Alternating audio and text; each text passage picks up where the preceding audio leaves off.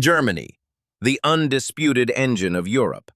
For decades, it was the symbol of stability and economic might. But in 2025, that engine didn't just stall, it exploded. While the world watched the U.S. elections, a political earthquake was shattering Berlin. The most ambitious government experiment in post-war history, the Traffic Light Coalition, has disintegrated into chaos. No budget, no majority, and a nation pushed to the brink. How did the world's third-largest economy fall this far, and what happens next? Today we go beyond the headlines to uncover the real story of the Great German Collapse. To understand the collapse, we have to go back to 2021. For the first time in German history, a three-way coalition was formed. It was called the Ampel, or Traffic Light Coalition. On paper, it was a dream of modernization, but in reality, it was a marriage of misfits. You had the socialists wanting welfare, the Greens demanding radical climate action, and the pro-business FDP demanding strict fiscal discipline.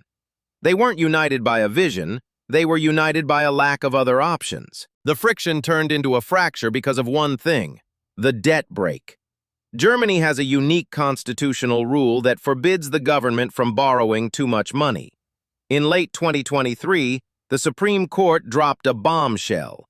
They ruled that the government's plan to shift 60 billion euros of unused COVID debt into climate projects was illegal. Suddenly, the government was broke. The Greens refused to cut climate spending, and the FDP refused to raise taxes or scrap the debt brake. The engine of Europe was running on an empty tank. November 6, 2024. As the world was digesting the U.S. election results, Chancellor Olaf Scholz did something unprecedented in German politics. In a late-night televised address, he fired his finance minister, Christian Lindner. Scholz didn't just fire him, he attacked him, calling him irresponsible and accusing him of breaking his trust. Within hours, the FDP pulled out of the government. The traffic light had officially turned black. Germany was now a ship without a sail, led by a minority government with no power to pass a budget. The collapse forced a snap election on February 23, 2025.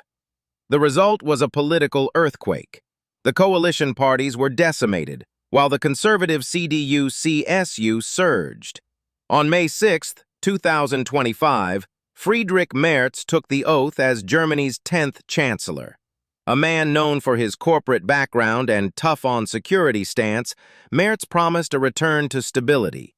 But he inherited a nation deeply divided, an economy in recession, and a rising far-right AfD that now holds more power than ever before. Germany's collapse wasn't just about a budget. It was about the struggle to adapt to a new world of high energy costs and global instability. Under Chancellor Merz, the engine is being rebuilt, but the scars of 2025 will remain for a generation. Can Germany lead Europe again, or is its golden age over? Let us know your thoughts below. Subscribe for more deep dives.